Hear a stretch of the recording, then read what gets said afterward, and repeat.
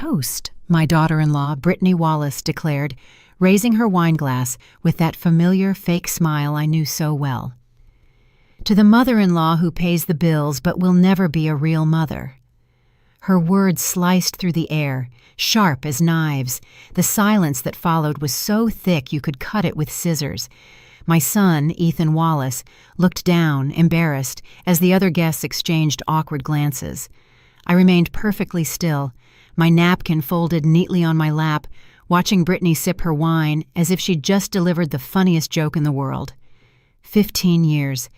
15 long years I had spent supporting this family, paying every bill, every whim, every emergency they could conjure. And there she was, humiliating me in front of everyone as if I were a stranger begging for a meal. I took a deep breath. Without a word, I pulled a golden key from my purse. I placed it gently in the center of the table, next to the paper I had prepared that very morning. The metal clinked against the wood, a sound that echoed with freedom. Ethan saw the key, read the note attached to it, and his face transformed from shame to pure terror. His cheeks went as pale as unlit candle wax. "Mom," he stammered, his voice cracking. "Tell me you didn't do that." But I was already on my feet. My black dress swayed softly as I walked towards the door, leaving behind 15 years of humiliation disguised as familial generosity. Every step I took resonated like a declaration of independence on the hardwood floor. It was the key to their house, the house I had bought, the house that was in my name. And the note I had left was simple, direct, no beating around the bush. "You have 30 days to vacate. The legal papers will arrive tomorrow." Rosalia. I remembered arriving at that house 2 decades ago. I was a 49-year-old widow, heartbroken, but with strong hands. My husband, Robert, had died in an accident, leaving me alone, but with a considerable inheritance and a thriving business. Ethan was barely 24 when he married Brittany, that sweet smiling girl who called me Mom and hugged me every time she needed money. At first, everything seemed natural. The newlyweds needed help getting established. I had the means, they had the dreams. I paid the down payment on their first house, a nice 2-story property with a backyard where I imagined my grandchildren would someday play. Then came the new car, because the used one wasn't safe for a growing family. Then the vacation to Europe because they deserved a delayed honeymoon.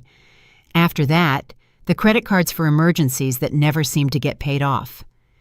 Brittany had a special knack for making me feel guilty for having money while they didn't. "It must be nice not to worry about bills," she'd say, with a theatrical sigh. "I wish we all could have that peace of mind." And like a fool, I'd open my checkbook once more. For years, I became their personal ATM. Every month, I'd transfer $2,500 for their basic expenses. I paid the mortgage, utilities, car insurance, phone bills, even gym memberships. When their children were born, I paid for the hospital, nannies, clothes, and private schools.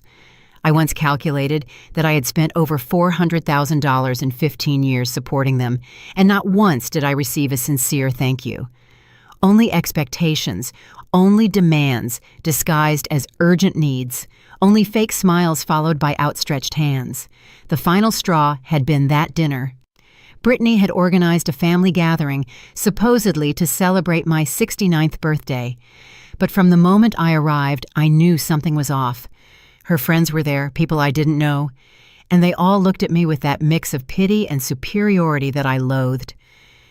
Throughout dinner, Brittany had been making subtle comments about older people clinging too tightly to their children and the importance of each generation having its own space. When they served the cake, it wasn't even my favorite flavor. It was chocolate, which I detest, but which she loves.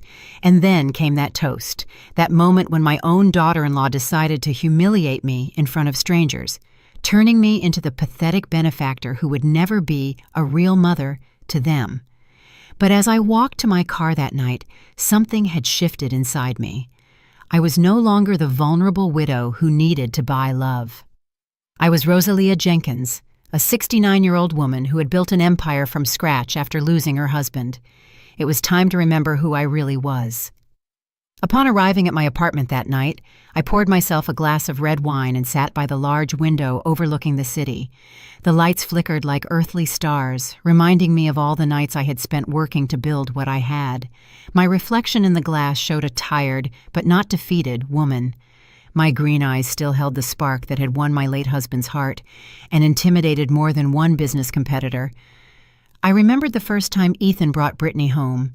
She was 22, with long, wavy brown hair, and wore an emerald green dress that enhanced her light eyes. "Mom," my son had said with that nervous smile he made when he wanted something important, "I want to introduce you to the woman I'm going to marry." Brittany had approached me with apparent shyness, hugged me tightly, and whispered, "I hope we can be like mother and daughter." How naive I was to believe those words were sincere. The first few years were like a family honeymoon. Brittany called me every day, told me her plans, asked for advice on home decor, recipes, and how to be a good wife. I was delighted to finally have the daughter I never had. My marriage to Robert had been blessed with Ethan, but I had always dreamed of having a girl to teach my feminine secrets to share those intimate conversations that only happen between mothers and daughters. Brittany filled that void for a while. We went shopping together, had lunch at fancy restaurants, shared spa and manicure afternoons. I paid for everything, of course, but I did it willingly because I believed I was investing in a genuine relationship. When she became pregnant with Caroline, my first granddaughter, I was there for every doctor's appointment, buying baby clothes, preparing the nursery with the most expensive furniture I could find. Caroline was born on a rainy Tuesday in April. When the nurse placed her in my arms for the first time, I felt my heart expand to fill my entire chest.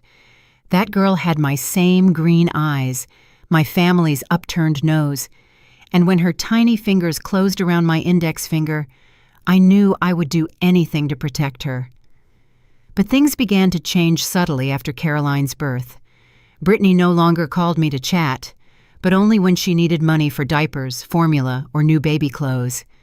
Invitations to lunch became less frequent, and when they happened, they always ended with her mentioning some small financial emergency that needed my help to resolve.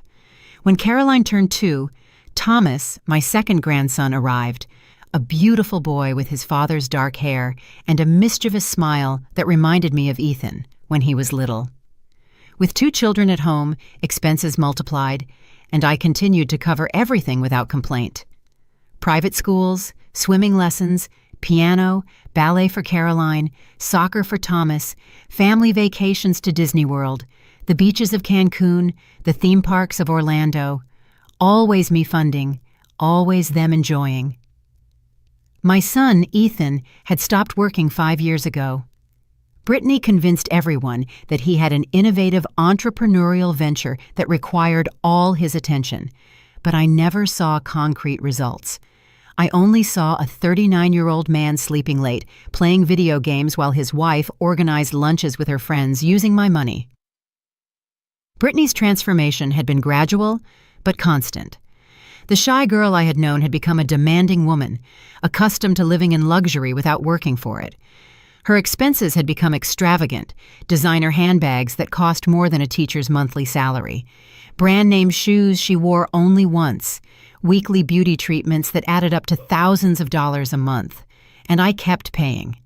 I remained the silent provider, the generous grandmother, the mother-in-law who never said no. Every time I tried to set boundaries, Brittany had a perfect response. "The children need stability," she'd say, with eyes full of fake tears. "We don't want them to grow up feeling like they're missing something." Or the classic, "Ethan is very stressed with the business. If we add financial worries, he could get sick." Pure manipulation, disguised as family concern. But that night, sitting by my window with the glass of wine in my hands, I finally understood what I had been denying for years. I wasn't part of their family. I was their ATM. They didn't love me. They wanted my money. They didn't respect me. They tolerated me because it was convenient to have me around. Brittany's toast had been the brutal confirmation of what I already knew deep in my heart. To her, I had never been a maternal figure. I was just the rich old woman who paid the bills and who, for some pathetic reason, needed to buy the affection of her own family.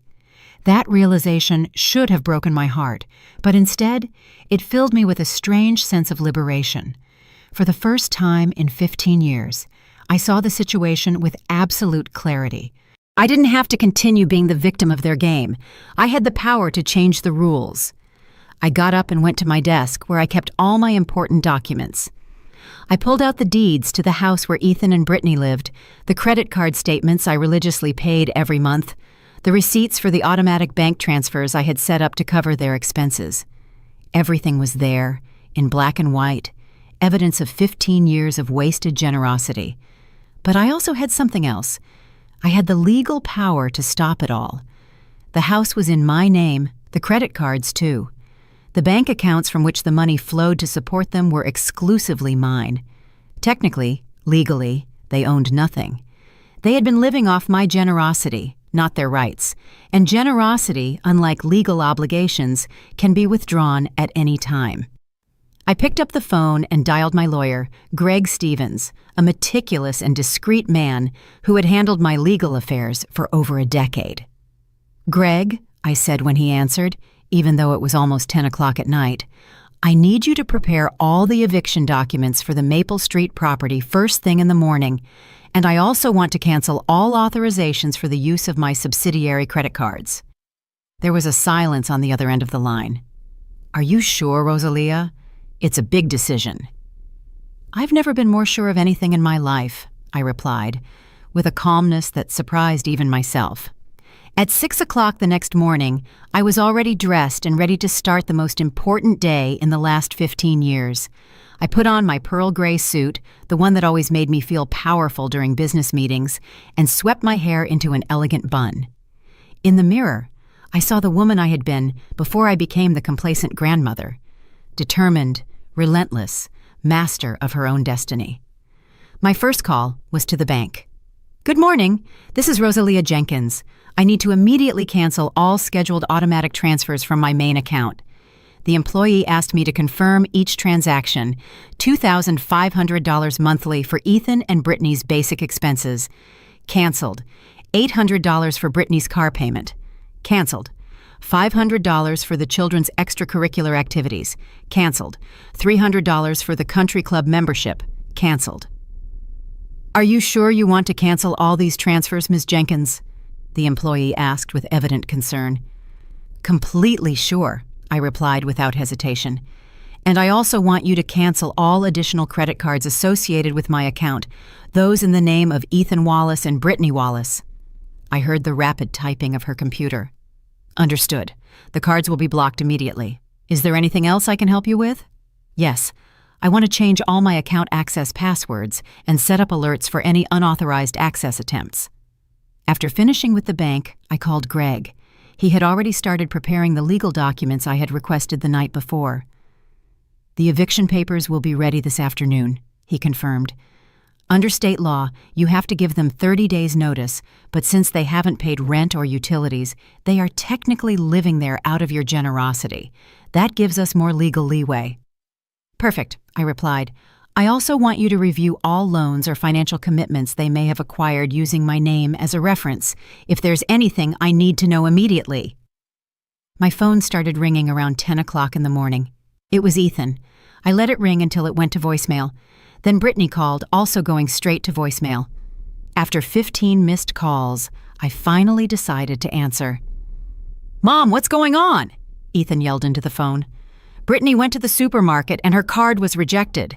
We called the bank and they told us all our accounts have been blocked." "Good morning, Ethan," I replied with a calm that dramatically contrasted with his hysteria. "I hope you slept well in my house." "Your house, Mom? This is our house. We've been living here for 15 years. "A house I bought, that's in my name, and for which you have never paid a single cent," I replied, unflustered. "The eviction documents will arrive this afternoon by messenger. You have 30 days to find somewhere else to live." A silence fell that lasted an eternity. I could hear my son's agitated breathing on the other end of the line. "Mom, please, can we talk? I know Brittany went too far last night, but that doesn't mean you have to do this." Went too far? I repeated, with a bitter laugh. Ethan, your wife humiliated me in front of strangers after I supported your family for 15 years. But that's not what bothers me the most. What bothers me is that you sat there letting it happen. What bothers me is that not once in all these years did you defend me from her derogatory comments. She didn't mean... Yes, she meant exactly what she said. I interrupted him. And you know it. Everyone knows it. For years, I've been treated like the rich, pathetic relative who needs to buy love because she's lonely. But you know what I discovered last night? I'd rather be alone than be surrounded by people who despise me. I hung up before he could respond. Immediately, it started ringing again, but I silenced it. At 2 o'clock in the afternoon, I decided to do something I hadn't done in years. I went alone to lunch at my favorite restaurant, that little French cafe downtown where they serve the best quiche Lorraine in the whole state. I asked for a table by the window.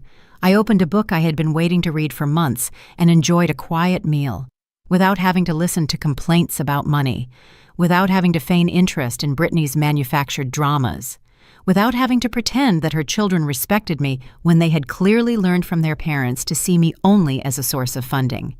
The waiter, a young man named Alex, who had served me for years, approached with curiosity. "Miss Jenkins, I haven't seen you here in a while. How have you been?" "I'm rediscovering myself," I replied with a genuine smile, "and it's amazing how liberating it can be." As I ate, I remembered all the times I had canceled my own plans to accommodate Ethan and Brittany's schedules, how many invitations to social events I had turned down because the family needed me to stay and watch the children, how many trips I had postponed because an emergency always arose that required my immediate financial attention. For example, 3 years ago, I had the opportunity to join a Mediterranean cruise with a group of business friends. It was something I had dreamed of doing for decades. But just before the trip, Brittany had appeared with tears in her eyes, saying that Thomas needed minor surgery and that they didn't have enough health insurance to cover it. Of course, I canceled my vacation and paid the medical expenses. Later, I discovered that the minor surgery had been a simple tonsillectomy that their health insurance would have covered completely. Or last year, when I had finally decided to redecorate my apartment. I had hired an interior designer, chosen new furniture, planned to turn my home into the elegant refuge I had always wanted. But then, Ethan came with an incredible investment opportunity that required $50,000 immediately. As always, I opened my checkbook. The investment opportunity turned out to be a pyramid scheme that lost all the money in 6 months. My furniture remained the same as 10 years ago. It was as if my life had been on pause for a decade and a half, eternally waiting for my family to allow me to live. But that day, sitting in my favorite restaurant, reading my book in peace, I realized that I no longer needed anyone's permission to exist. My phone vibrated with a text message from Brittany. "Rosalia, please, can we talk like adults? The kids don't understand why Grandma is angry. This is affecting them emotionally." Typical of her, using Carolyn and Thomas as emotional shields, making everything about the children when it was really about her parasitic lifestyle. I replied, "The children can visit me whenever they want. You and Ethan have 30 days to move out. It's non-negotiable." Her reply came immediately. "You are a bitter and cruel woman. Ethan was right about you." I read the message and, for the first time in years, burst out laughing in public. People at nearby tables looked at me with curiosity, but I didn't care. There was something deeply liberating about them, finally showing their true colors without disguise or pretense. Ethan was right about me, I murmured to myself. That meant they had been talking about me behind my back for years, probably laughing at how easy it was to manipulate me, how desperate I was to feel needed. But I was no longer that woman. The woman who was getting up from that cafe table was someone completely different. That afternoon, when I returned to my apartment, I found Ethan waiting for me in the building lobby. He was sitting on one of the leather armchairs in the lobby with his hands between his legs and his head bowed like a punished child. When he saw me enter, he stood up immediately, and for the first time in years, I saw something in his eyes that I hadn't seen since he was a teenager, genuine fear. "Mom, please," he began to say as I walked towards the elevators. "We have to talk. This is getting out of control." You're right, I replied without stopping. It got out of control many years ago when you repeatedly allowed your wife to disrespect me while I financed your lifestyle. He followed me to the elevator. I can explain everything. Brittany is stressed. The kids have been difficult. And last night she simply showed me what she really thinks of me. I interrupted him as I pressed the button for the 10th floor. And the saddest part, Ethan, is that you let her do it. Your own son stood by silently while his wife humiliated his mother. The elevator doors opened on my floor, and he followed me down the hall to my door. Mom, please let me in. We can resolve this as a family. I stopped with the key in my hand and turned to look at him. It was strange to see my 39-year-old son pleading like a child. For all these years, I had been so focused on supporting him financially that I had forgotten to teach him to be a responsible man. Family. I repeated the word as if it were the first time I had heard it. Ethan, when was the last time you came to visit me without needing money? When was the last time you called me just to ask how I was? When was the last time you defended me when Brittany made one of her venomous comments? He opened his mouth to reply, but no sound came out. I could see in his expression that he was desperately searching his memory for an example that contradicted what I had said, but he couldn't find one. Exactly, I continued. You can't remember a single time because it's never happened. To you, I'm not family. I'm an ATM with feelings. And last night, Brittany made it very clear that you don't even respect those feelings. I opened my apartment door and turned to him one last time. The legal documents will arrive this afternoon. Read them carefully. You have exactly 30 days to find another place to live. After that, I'll call the police if necessary. And what if we don't leave? He asked, with a mix of defiance and desperation in his voice. Then you'll discover what it really means to have a mother who doesn't tolerate disrespect, I replied before closing the door. I poured myself a glass of white wine and sat in my favorite armchair from where I could see the entire city spread out before me. My phone kept ringing, but I had put it on silent. Every time it vibrated, I knew it was another desperate attempt by Ethan and Brittany to make me change my mind. Around 6 o'clock in the evening, my doorman called me to inform me that a messenger had arrived with important documents. Leave them at the concierge desk, I told him. I'll pick them up tomorrow. It was strange to feel such absolute tranquility, while knowing that downstairs my son was probably receiving the eviction papers that would change his life forever. That night, for the first time in years, I had a peaceful dinner. I prepared grilled salmon with asparagus. I opened a bottle of wine I had been saving for a special occasion and put on classical music in the background. I didn't have to listen to anyone complain about the food. I didn't have to mediate childish arguments. I didn't have to feign interest in Brittany's manufactured dramas about her social club friends. It was simply me, my food, my music, and my peace. As I washed the dishes, I remembered a conversation I had had with my late husband Robert a few weeks before his death. We were sitting in the garden of our first house, watching Ethan play soccer in the backyard. He was 14 then and had just argued with us because we wanted him to do his homework before going out with his friends. "Do you think we're spoiling him?" I had asked Robert that afternoon. He had pondered for a moment before replying, "I think love without limits isn't love, Rosalia. It's complicity. If we never teach him that actions have consequences, he'll never learn to respect anything or anyone." At that moment, his words had seemed too harsh.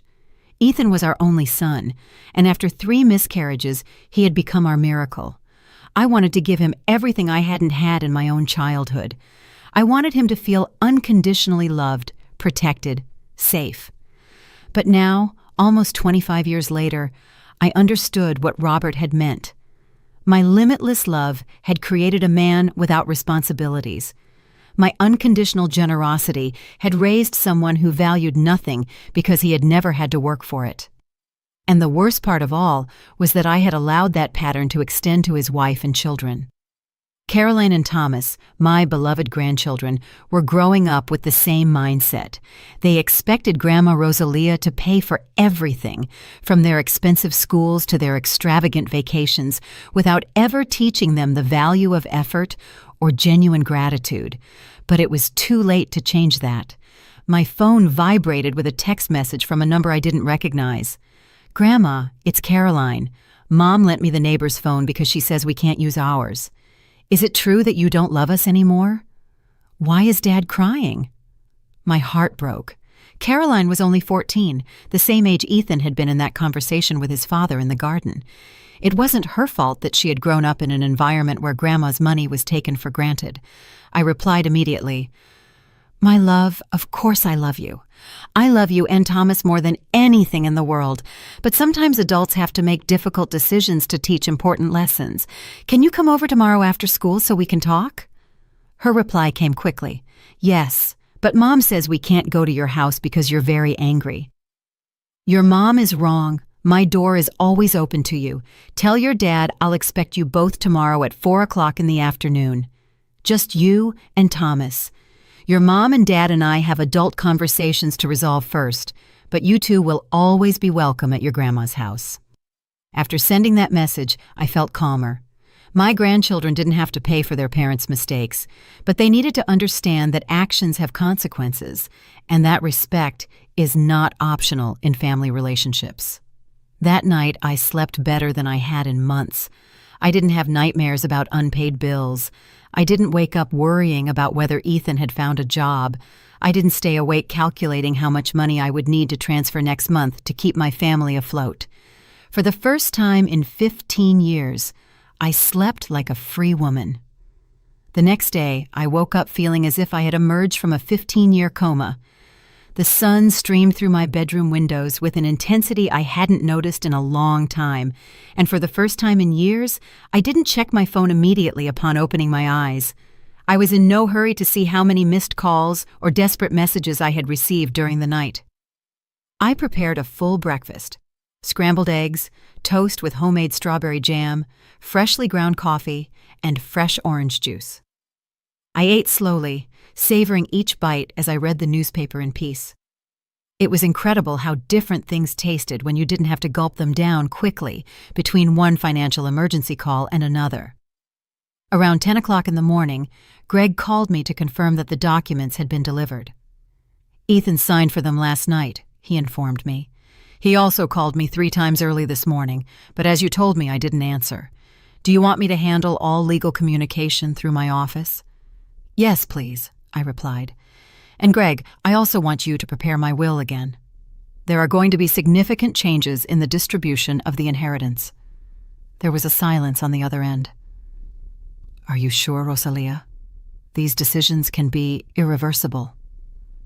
"I am more sure of this than anything else I have ever done in my life," I told him with a firmness that surprised even myself. After hanging up with Greg, I decided to do something I hadn't done in decades.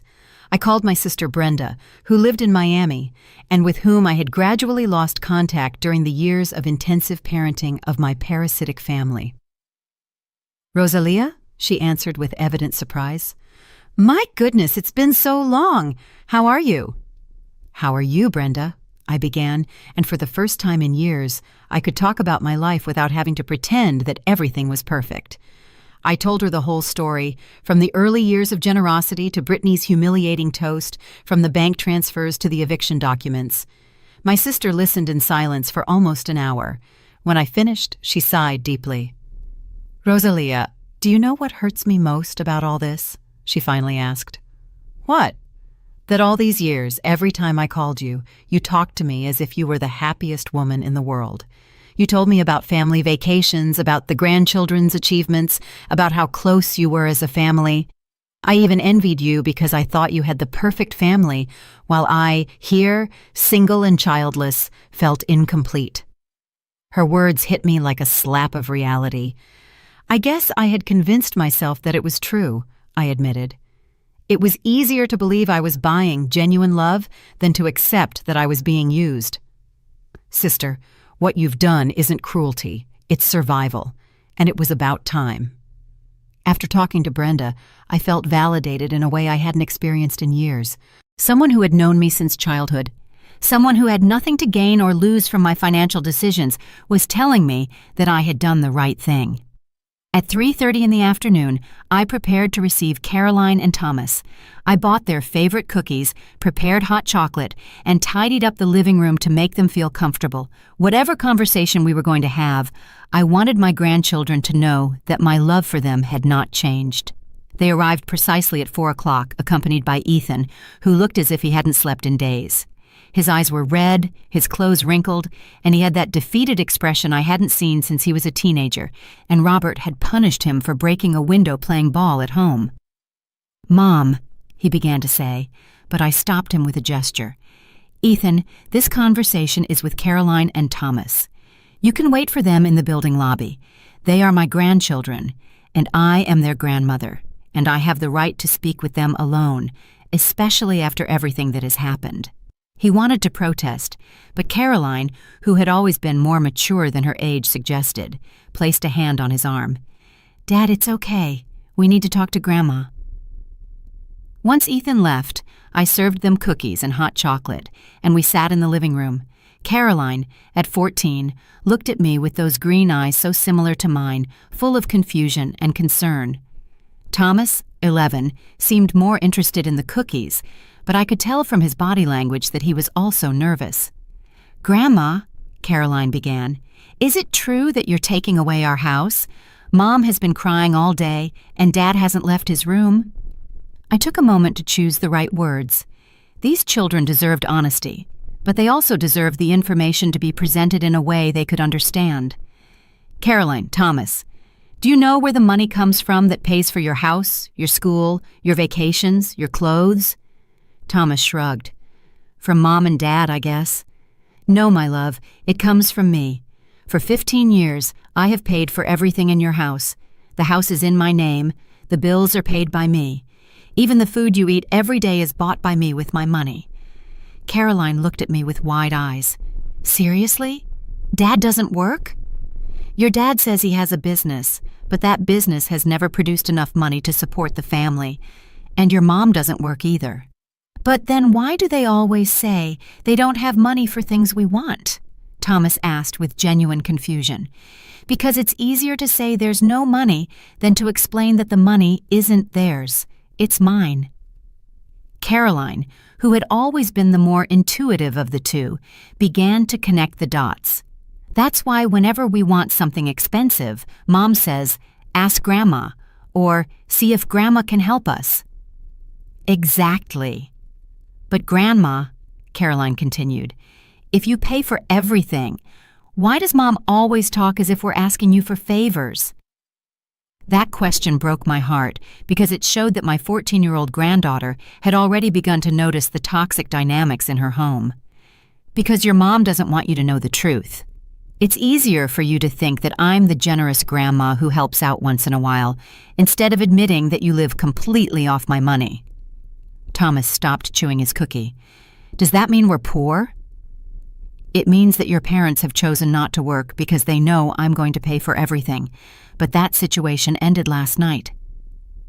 "What happened last night?" Caroline asked. I explained in age-appropriate words what had happened during dinner. I told them about Brittany's toast, how I had felt humiliated after years of supporting them, and about my decision to finally set boundaries. "So, we have to move?" Thomas asked in a small voice. "Your parents have to find a way to support themselves, and you." "Yes, but that doesn't mean you're going to disappear from my life. You are my grandchildren, and I love you more than anything in the world." "But you're not going to help us with money anymore?" Caroline asked. "I'm going to help you in different ways. I'm going to make sure you have what you really need, but I'm no longer going to pay for the luxurious lifestyle your parents have become accustomed to. And I'm going to do something more important. I'm going to teach you the value of work and respect." Caroline nodded slowly. "I think I understand. Mom says mean things about you sometimes, and I've always felt uncomfortable, but never knew why." "What kind of things does she say?" "She says you're controlling, that you use your money to manipulate us, that you like us to depend on you because you don't have a life of your own." The pain of hearing those words from my granddaughter's mouth was indescribable, but it was also liberating. I finally had confirmation of what I had suspected for years. "Caroline Thomas," I said after processing what my granddaughter had just revealed, "I want you to understand something very important. What I am doing is not to hurt you. It's to teach you something your parents have never shown you. That respect is not negotiable, and that true love cannot be bought." Thomas, who had been playing with his cookie crumbs, looked at me with those dark eyes so similar to Ethan's when he was a child. "But where are we going to live, Grandma?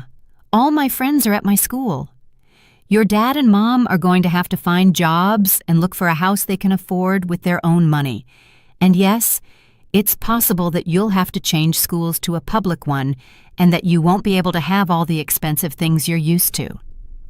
"Is that bad?" Caroline asked with genuine curiosity. "No, my love. Millions of children go to public schools and are happy. Millions of families live on tight budgets and learn to value what they have. What's bad is growing up thinking that money appears magically without understanding that someone has to work very hard to earn it." Caroline reflected for a moment. "I guess I'd never thought about that.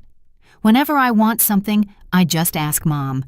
And if she says there's no money, we ask you. And how do you think that makes me feel?" Thomas frowned. "Like an ATM." My 11-year-old grandson's honesty surprised me. "Exactly, like an ATM, Thomas." "That must be horrible," Caroline murmured. "I hate it when my friends only seek me out when they need to borrow money for lunch." "Now imagine that happening for 15 years, and that instead of school friends, it was your own family." The two children remained silent, processing what I had just told them. I could see in their expressions that they were understanding the situation from a completely new perspective. "Grandma," Caroline finally said, "can I ask you something? Did you work to earn all that money?" "I worked very hard, Caroline. After your Grandpa Robert died, I had to keep the construction business we had built together going. I worked 12 hours a day, 6 days a week. I got up at 5 in the morning to review projects before the workers arrived and went to bed after midnight doing the accounting." "And Dad helped you?" "Your dad was 18 when your grandpa died. I offered him to come work with me so he could learn the business and someday inherit it, but he preferred to go out with his friends and party." Thomas looked at me with curiosity. "Dad never worked with you?" I tried to teach him several times, but every time I gave him responsibilities, he found excuses not to fulfill them. He said construction work was too hard, that he had other plans, that he would find his own way. "And did he find it?" Caroline asked, with a maturity that broke my heart. "What do you think, my love? After 15 years of marriage, have you ever seen your dad bring money home?" Caroline slowly shook her head. "Never. Whenever we need something, Mom says, 'Let's ask Grandma,' or 'See if Grandma can help us.' But that doesn't mean your dad can't work. It means he has chosen not to because he knows I will always be there to solve the financial problems." "And Mom?" Thomas asked.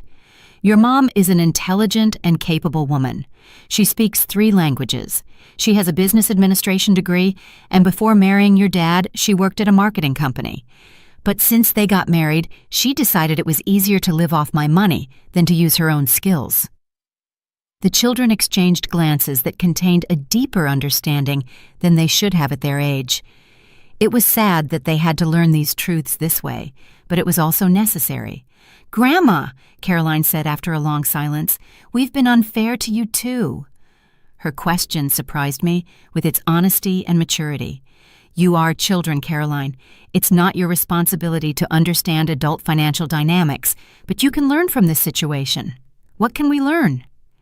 "You can learn that everything in life has a cost, and someone always has to pay that cost. You can learn that money doesn't appear magically, but requires work and effort. And you can learn that respect is the foundation of any relationship, even among family." Thomas raised his hand as if in class. "I want to learn to work. I can help you at your company, Grandma." His offer deeply touched me. "You're too young to work in construction, Thomas, but you can start with simple things. You can learn to manage your allowance money. You can help with household chores to earn extra money. You can start to understand that valuable things require effort.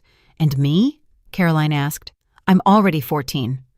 You can get a part-time job on weekends. You can babysit, help neighbors with their shopping, work at a store, and you can start saving your own money for the things you want. But that means you're never going to help us again? Thomas asked with concern. It means I'm going to help you in different ways. Instead of giving you everything you want without effort, I'm going to teach you how to get it yourselves. Instead of paying for whims, I'm going to make sure you have what you really need. And instead of allowing your parents to use you as an excuse not to work, I'm going to show you that it's possible to be a responsible and hard-working family. Caroline nodded thoughtfully. I think that sounds better, Grandma. I feel bad knowing that you paid for everything while Mom said mean things about you. You feel bad about that? Yes, because it means we've been living a lie. Mom always told us we were a prosperous family, that Dad had a successful business, that we were lucky, but in reality, it was all your money. And how does that make you feel to know that? Ashamed, Caroline admitted, and also angry because if I had known the truth, I would have been more grateful to you.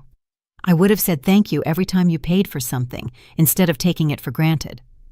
Thomas nodded vigorously. Yes, like when we went to Disney World last year. Mom told us she had saved money for a long time for that trip, but in reality you paid for everything, right? I paid for the flight, the hotel, the park tickets, the food, the souvenirs, everything. It was $8,000 in total. $8,000! Thomas exclaimed. That's a lot of money. Why did Mom lie to us? Because it was easier for you to see her as the generous mom who gave you amazing vacations instead of admitting that she hadn't contributed a single cent to the trip. That's lying, Caroline said with indignation. I hate that they lied to us for so long. Your mom didn't lie to you with the intention of hurting you, I explained, although internally I wasn't sure that was true. But she did hide important information that would have helped you better understand your family situation. What's going to happen now? Thomas asked. Now your parents are going to have to learn to be responsible adults. They're going to have to find jobs. They're going to have to move to a place they can afford. And they're going to have to raise 2 incredible children with their own resources. And what if they can't do it? Of course they can do it, Caroline. Your mom and dad are intelligent and capable people. They've simply chosen the easy path for too long, but when there's no easy path available, they'll find a way to survive and thrive. Do you think they'll be angry with us for this conversation? Thomas asked with concern. They'll probably be upset at first, but you haven't done anything wrong. You've only heard the truth about your family situation, and that truth will help you make better decisions in the future. After Carolyn and Thomas left that afternoon, I sat in my living room reflecting on the conversation we had just had. Seeing the gradual understanding in their eyes, observing how they process the reality of their family situation, had filled me with a mixture of sadness and hope. Sadness, because they had had to learn painful truths at such a young age, but hope, because finally someone in that family was beginning to understand the value of work and respect. My phone rang around 8 o'clock at night. It was an unknown number, but I decided to answer. Rosalia, I heard a woman's voice that I didn't immediately recognize. Who is this? It's Brittany. I'm calling from my neighbor's phone because you cut off our lines. Ah, Brittany, I replied with a calm that I knew would frustrate her. How can I help you? How can you help me? She repeated incredulously. Rosalia, you just destroyed your own family's life. Do you realize what you've done? I realize perfectly. I have stopped funding the lifestyle of 2 perfectly capable adults who have chosen not to work for 15 years. You can't do this. The children don't deserve this. You're right. The children didn't deserve to grow up in a house full of lies, where they were taught that money appears magically and that disrespecting the person who pays for everything is acceptable. I never disrespected you. Brittany, last night you told me in front of guests that I would never be a real mother. After 15 years of paying every one of your bills, every one of your whims, every one of your invented emergencies. There was a silence on the other end of the line. I could hear her agitated breathing. I was drunk, she finally murmured. I didn't mean that. Of course you meant that. You've been thinking it for years, And last night you finally had the courage to say it out loud. My only regret is that it took me so long to truly listen to you. Please, Rosalia, can we fix this? Can I apologize? I can change. Apologize. Change, I repeated with a bitter laugh. Brittany, you're not apologizing for what you said. You're apologizing because the easy money is gone. If my credit cards were still working, this conversation would never have happened. That's not true. It's completely true. Tell me, Brittany, when was the last time you called me just to ask how I was? When was the last time you invited me to lunch without having some financial emergency to discuss? Another long silence. That's what I thought, I continued. To you, I've never been family. I've been an ATM with feelings. And last night, you made it very clear that you don't even respect those feelings. The children need you, she said in a broken voice. The children are going to have me, but they're no longer going to have the grandmother who pays for everything without receiving respect in return. They're going to have the grandmother who loves them enough to teach them real values. And what are we supposed to do? Ethan hasn't worked in years. I don't have recent work experience. Brittany, you are 37 years old, have a university degree, and speak 3 languages. Ethan is 39, is perfectly healthy, and grew up in a family of builders. You're not going to do anything that millions of people don't do every day. Work to support yourselves. But we can't maintain this lifestyle with normal jobs. Exactly. You're going to have to learn to live within your real means, like everyone else. This is cruel, Rosalia. You're punishing the whole family for something I said when I was drunk. I'm not punishing anyone. I'm stopping being complicit in an unsustainable situation.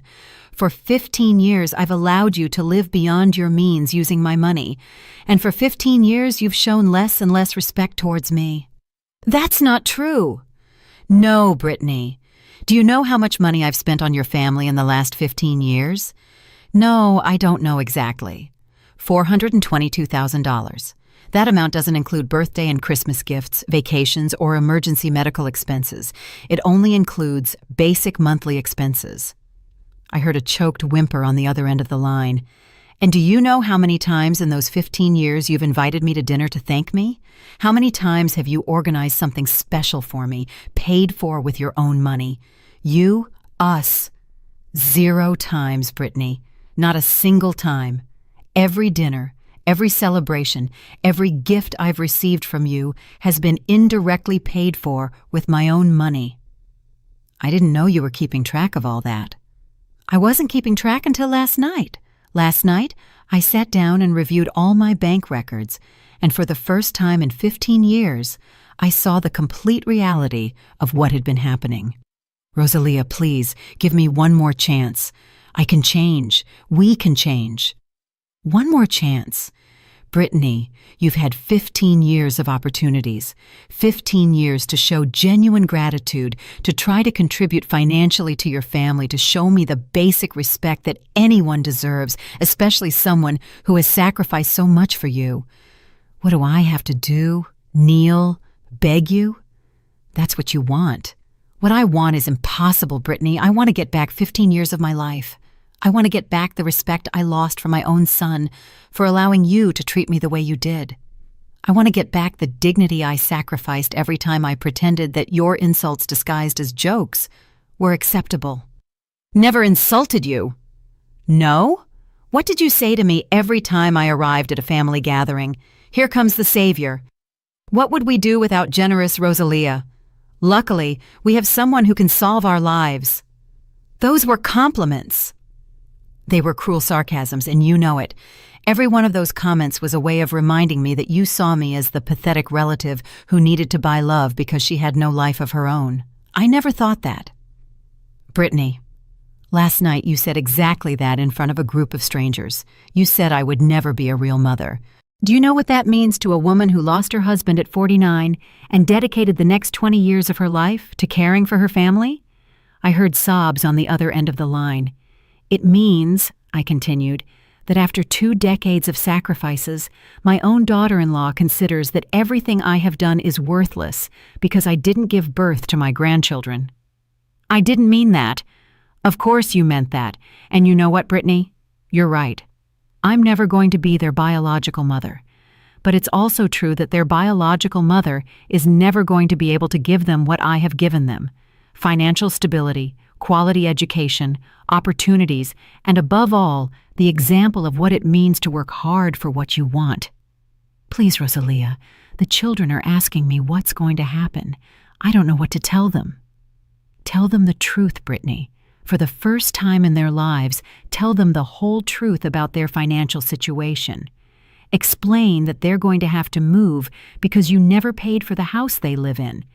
Explain that they're going to have to change their lifestyle because you never worked to maintain it. That's going to traumatize them. Do you know what really traumatizes children? Growing up in a house full of lies? Growing up thinking that money appears magically? Growing up without understanding the value of work and effort? That is real trauma, Brittany. I can't do this alone. You won't be alone. You'll be with Ethan, your husband, remember? That man you married for better or for worse. It's time for you to discover what for worse really means. After hanging up with Brittany, I poured myself a glass of wine and sat on my terrace contemplating the city that spread out before me. The lights began to come on as the sun set, and for the first time in years, that view didn't remind me of the responsibilities I had to carry the next day. There were no other people's bills waiting for me, no invented emergencies to solve, no desperate calls to answer. It was simply beautiful. My phone vibrated with a message from Caroline. "Grandma, I talked to Thomas, and we want you to know that we understand what happened. We also want to ask if we can visit you on Saturday. Alone without Mom and Dad. We want to get to know the real Grandma, not just the one who paid for everything." Her words touched me so much that my eyes filled with tears. After all the toxicity of the last few days, reading those lines reminded me why what I was doing was worth it. I replied immediately, "Of course, my loves. I'll expect you on Saturday at 10 o'clock in the morning. We'll have breakfast together, and then I'll tell you stories about your Grandpa Robert that you've never heard." That night, I slept deeply for the second consecutive time, something that hadn't happened to me in years. On Friday morning, Greg called me with interesting news. "Rosalia, Ethan came to my office yesterday afternoon. He wants to negotiate the terms of the eviction." "Oh? And what does he propose?" "He's willing to get a job if you give them 6 more months in the house and temporarily reinstate the credit cards." I burst out laughing. "Greg, do you realize what just happened? My 39-year-old son is negotiating getting a job as if he's doing us a favor." "Yes, I realize the irony. What do you want me to tell him?" "Tell him the offer is interesting, but he needs to prove he's serious before I consider any kind of extension." "What kind of proof?" "That he has a confirmed job and has received his first paycheck before the 30 days of eviction are up. If by day 29 he has a real job and can show me a pay stub, I'll consider giving them 30 additional days to get organized, but the credit cards remain canceled indefinitely." "Perfect. I also have other news. I reviewed all the financial commitments they might have acquired using your name as a reference. I found 3 department store credit cards you never knew existed." "What?" "Apparently, Brittany applied for cards at Nordstrom, Macy's, and Saks Fifth Avenue using your financial information as backing. The debts total approximately $50,000. I felt as if I had been slapped. Is that legal?" "Technically, it's fraud, but since they are members of your family and you've been paying all their other bills, it would probably be difficult to prosecute them criminally. However, you can dispute the debts and have the cards canceled immediately." "Do it. And Greg, I want you to investigate if there's anything else we don't know. If they've been using my credit information without my knowledge, I need to know everything." After hanging up with Greg, I sat at my desk to process this new information. Not only had they been living off my generosity for 15 years, they had been committing financial fraud using my identity. The betrayal was even deeper than I had imagined. That afternoon, I decided to do something I hadn't done in decades. I called my old friend Isabel Miller, a woman I had known in college and with whom I had lost contact when I became immersed in the intensive parenting of my parasitic family. "Rosalia?" she answered with evident surprise. "My goodness, how many years has it been? 10? 15? Too many years, Isabel. I've been living in a bubble, and I finally woke up." I told her the whole story, including the most recent discovery about the credit fraud. Isabel listened in silence, occasionally murmuring expressions of disbelief. "Rosalia," she said when I finished, "do you realize that what you've just described to me isn't a dysfunctional family? It's full-blown financial abuse." "Financial abuse?" "Yes. When someone manipulates you emotionally to access your economic resources, when they use your generosity as a tool of control, when they commit fraud using your identity, that's not family love, it's abuse." Her words impacted me because they gave a name to something I had been feeling but hadn't been able to articulate. For 15 years, I hadn't been the generous matriarch of a close-knit family. I had been a victim of systematic financial abuse. "And do you know what's most insidious about financial abuse?" Isabel continued. "That the victim always feels guilty for defending themselves.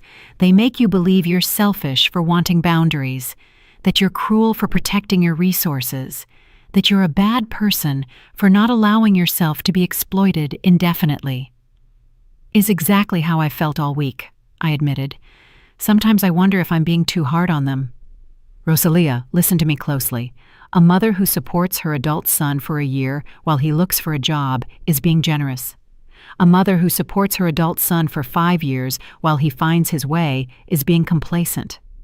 A mother who supports her adult son for 15 years while he lives in luxury without working is being abused." Her words were like a flash of clarity. Finally, someone had put into perspective what had really been happening all these years. "Isabel, can I ask you something?" "Of course." "During all these years that we lost contact, did you ever wonder why I had disappeared from your life?" "Honestly, yes. I used to wonder what had happened to you. Before you were so independent, so sure of yourself. You had plans, ambitions, an active social life, and suddenly, when I tried to invite you to things, you always had some family responsibility to attend to. And what did you think? I thought you had become one of those mothers who completely lose their identity in their children. But now I understand that it wasn't that. You had fallen into an abusive relationship with your own family." That afternoon, for the first time in 15 years, I made social plans that had nothing to do with my family. Isabel invited me to accompany her to an art exhibition the following Friday, and I accepted without having to consult with anyone, without having to worry about whether some family emergency would arise, without having to pretend interest in Brittany's manufactured dramas. On Saturday morning, Caroline and Thomas arrived promptly at 10 o'clock. I greeted them with a full breakfast: pancakes, scrambled eggs, bacon, fresh orange juice, and strawberries with cream. But the most important thing was that for the first time in years, I was able to enjoy a meal with my grandchildren without having to listen to their parents complain about money in the background. "Grandma," Caroline said as she cut her pancakes, "I wanted to tell you something. Last night I heard Mom talking on the phone with her sister, and she was saying that you had gone crazy, that you were being cruel for no reason. And what do you think about that?" "I think Mom doesn't understand what it means to be grateful. Since we talked the other day, Thomas and I have been talking a lot about everything you told us." Thomas nodded vigorously, and we realized that we had never said thank you for anything. "How do you feel realizing that?" "Bad," admitted Carolyn, "but we also decided that we want to change that. We want to learn to be truly grateful, not just when we need something. And we also want to learn to work," Thomas added with enthusiasm. "Caroline told me that she's going to look for a babysitting job, and I want to help the neighbor next door with her groceries." I looked at them both with genuine pride. In a single honest conversation, they had shown more emotional maturity than their parents in 15 years. "You know what?" I told them. "I think you're going to be fine, no matter what happens with your parents." "You think so?" Caroline asked. "I'm sure, because you've learned something your parents never learned, that valuable things require effort, and that respect is earned with actions, not with words." 3 months later, I found myself sitting on the terrace of a small cafe in Florence, Italy, contemplating the Arno River as the afternoon sun painted the ancient buildings with golden hues. In front of me was a perfect cappuccino and a book of poetry I had wanted to read for years. For the first time in decades, my time belonged completely to me. The trip to Europe had been a spontaneous decision. After selling the construction company that Robert and I had built together, I realized that I had more money than I would need for the rest of my life. But more importantly, I had something I hadn't had in years: the freedom to decide how to spend it. My phone vibrated with a message from Caroline. "Grandma, I got my second job. Now I babysit 3 afternoons a week and help at the local bookstore on Saturdays. I've saved $200 this month. Thomas is also working with Mr. Davis mowing lawns.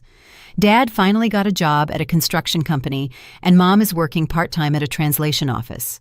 It's weird, but I think we're happier now than when we had everything given to us." Her message filled me with deep satisfaction. I had made the right decision, even if it had been the most difficult one of my life.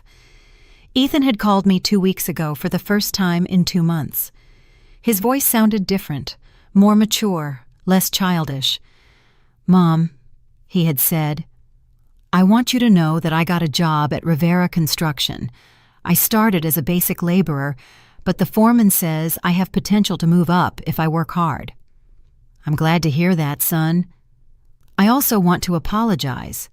Not for what's happening now, but for all the previous years. You're right. I'm a 39-year-old man who never learned to be responsible because I always knew you would solve everything. And how do you feel now that you have to solve things yourself?" "Terrified," he admitted with a nervous laugh. "But also, I don't know how to explain it. Proud, I guess. When I received my first paycheck, I understood something I had never felt before. That money was mine. I had earned it with my own effort.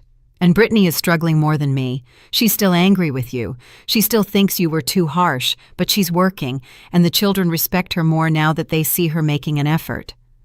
I'm glad to hear that the whole family is working." "Mom, can I ask you something?" "Of course." "Are you ever going to completely forgive us? Is there any chance we can be a normal family again?" I had reflected carefully before replying. "Ethan, forgiveness isn't something that's granted once and for all. It's something that's built day by day with consistent actions and genuine respect. If you continue to show that you've learned your lesson, if you continue to treat me with the respect I deserve, and if you continue to be responsible for your own lives, then yes, we can rebuild our relationship, but you're never going to help us financially again. I'm going to help you in different ways. If the grandchildren need something for their education, if there's a real medical emergency, if you show that you've been saving and working hard towards a specific goal, then I'll consider contributing, but I will never again support capable adults who choose not to support themselves." Now, sitting in that Italian cafe, I remembered that conversation with a smile.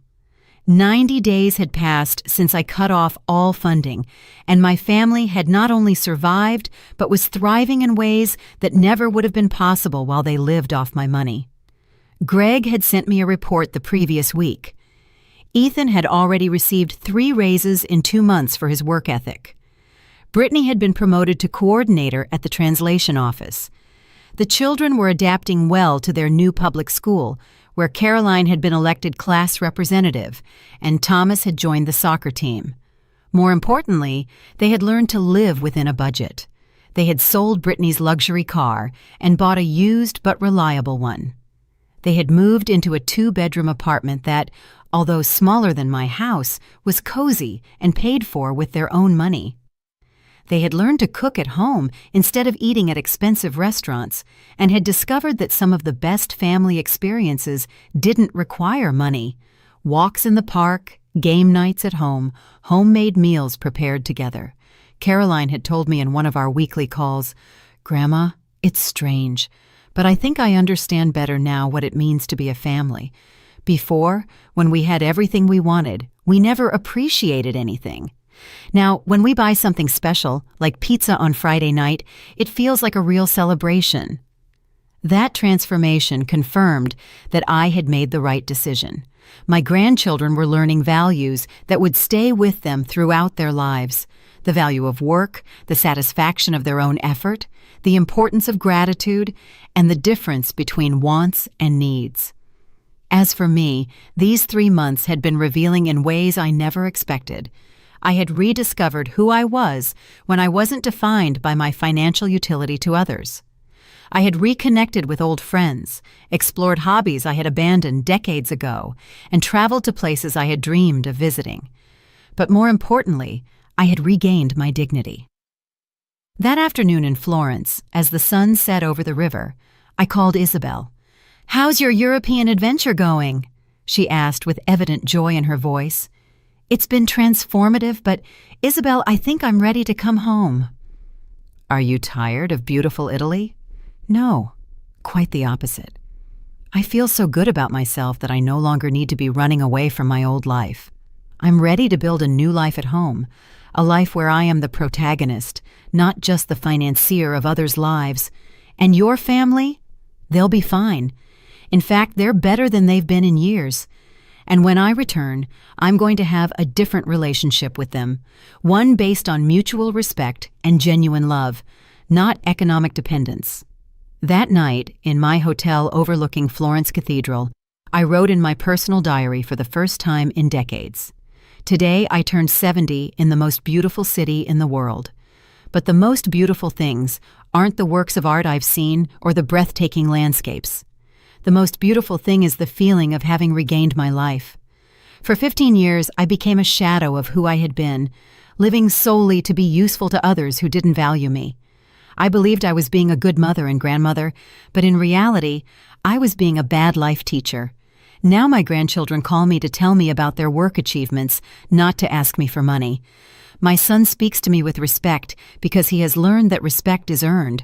My daughter-in-law is beginning to understand that true motherhood isn't about getting others to pay for your children, but about teaching them to be responsible people.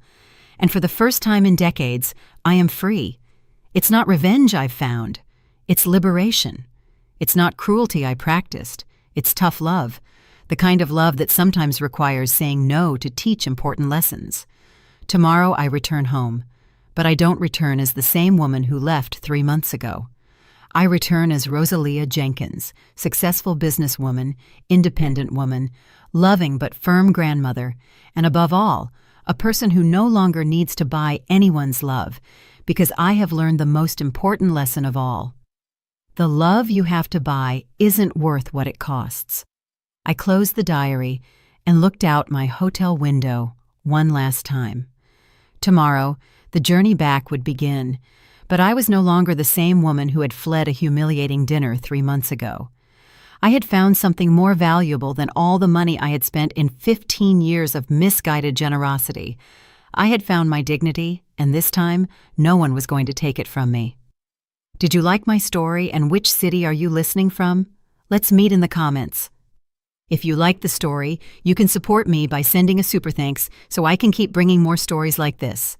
Thank you so much for your sweet support. I'm looking forward to your comments on the story. On the screen, you can see 2 new life stories that I highly recommend. There's so much more on my channel. Don't forget to subscribe. See you in the next life story with love and respect.